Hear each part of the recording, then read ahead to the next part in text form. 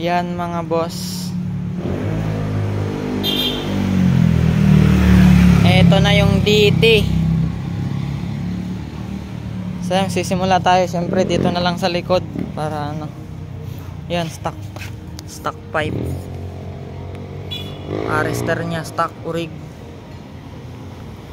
Yan, ang taillight lang nito. Nandito pa naman yung original nya pero kinabitan natin ang motopill kasi yung setup na ito pang trail natin. Tapos gulong na ito brand new urig, Mototrek brand. Yan, kadenan yan, gold chain, brand new din yung sprocket set nyan, harap likod. Yan, ganda pa ng tensioner na ito, ang kapal pa. Yan, halos wala pang pudpud. Yan, cambio na ito, foldable. Yan, foldable. Saktuhan lang yan mga boss. Ayan. Tinabasan ko lang ng konti dito para mag-fit. Side stand na ito brand new, galing ng Honda XR 200. Pang XR yung nilagay natin para yung tayo niya maganda. Yan, may carrier, original stock paint carrier. Yung mga kunting ano lang.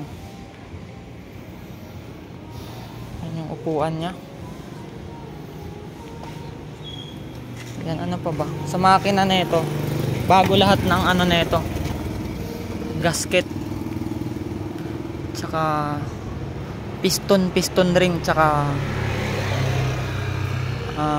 pinareborn na rin natin to ng 25 kasi yung standard nya wala na, medyo maingay na yung standard nya na black stock na, kaya pinareborn natin.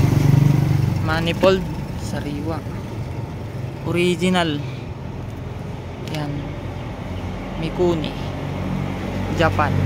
Ang carb stator set na ito original stock.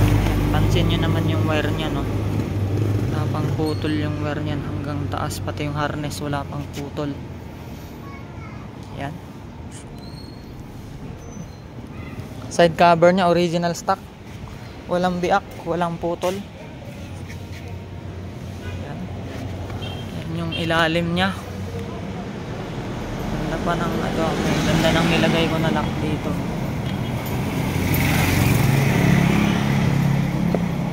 Okay, ano pa ba? Yan, dito tayo sa kabilang side. Yan, tambutso nyan, original stock. Yan, orig stock ng Millennium. Tapos ito kompleto sa mga rubber. Ang lock nya, gumagana yung tuti. Kickstarter nya orig yan mga boss. Yan, sariwang sariwa yan mga boss. Pati ito kickstart, yung footrest nya sa harap sariwa, kompleto yan lahat.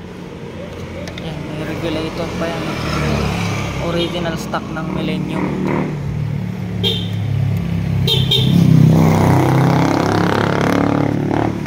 Bago yung brake shoe na ito.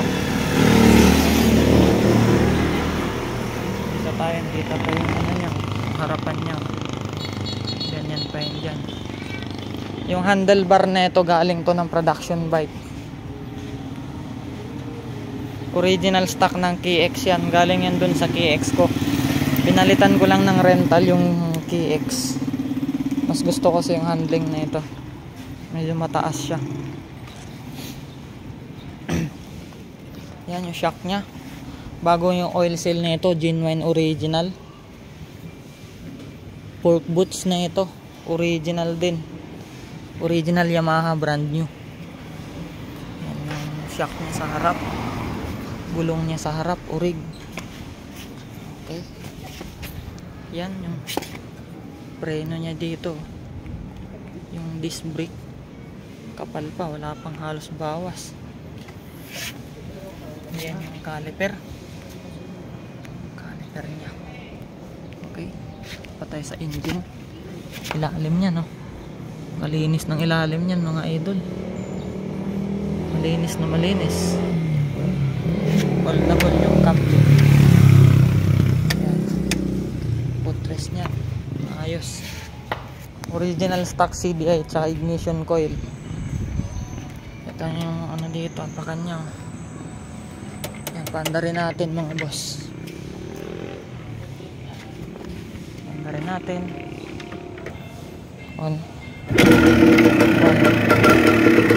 One click lang yan mga boss.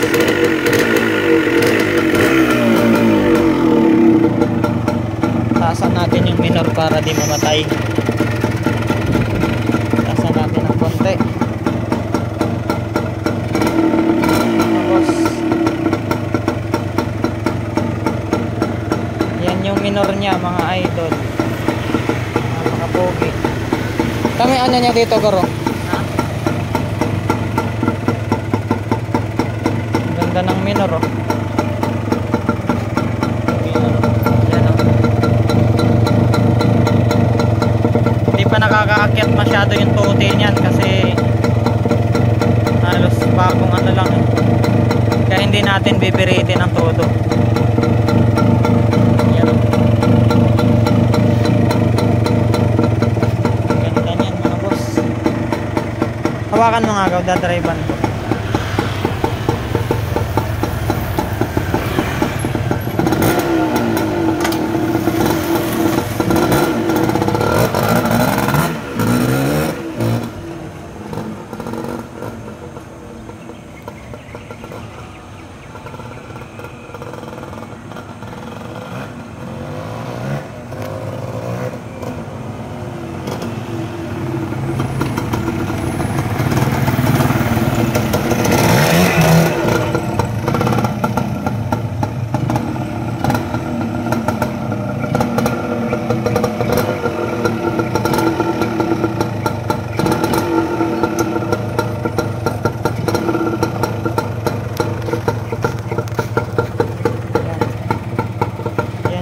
Mga boss, napakatahimik ng makina. Bago lahat yan, pati piston pin bearing. Hindi na mamamatay, oh.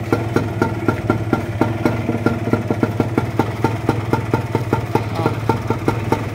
Yan mga boss, pwede pang service to sa trabaho. Yan, bye bye. Ganda na ito, sariwa.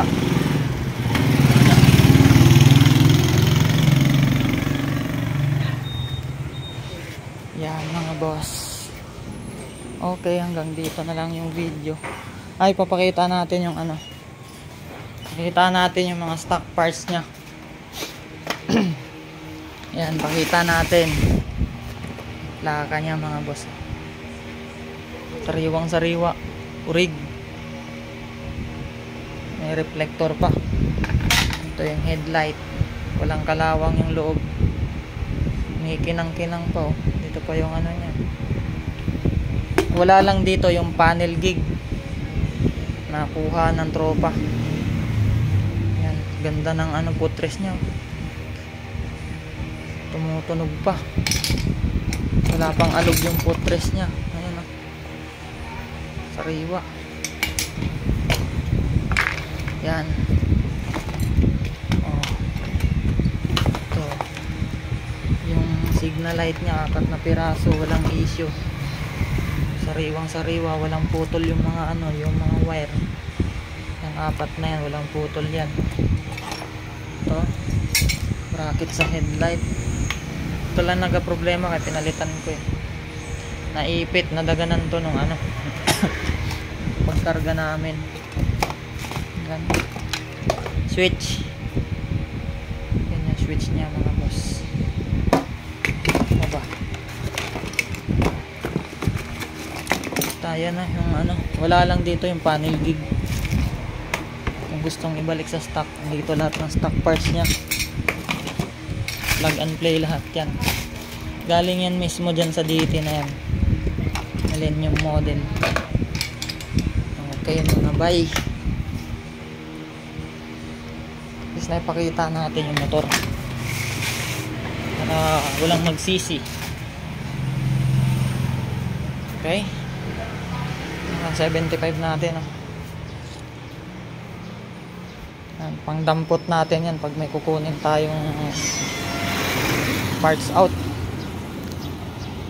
Ayos lang natin yung parking nito, baka magkakalita tayo ng ano, breaker.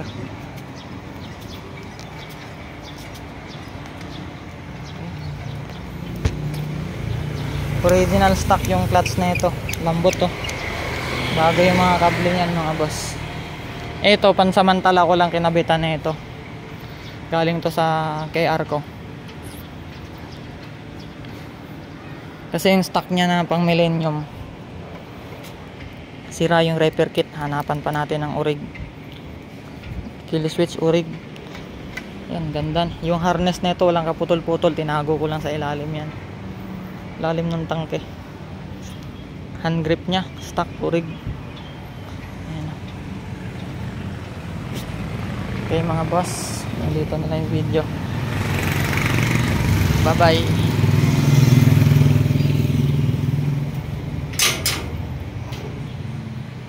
To KX, oh, bigay natin to 70,000.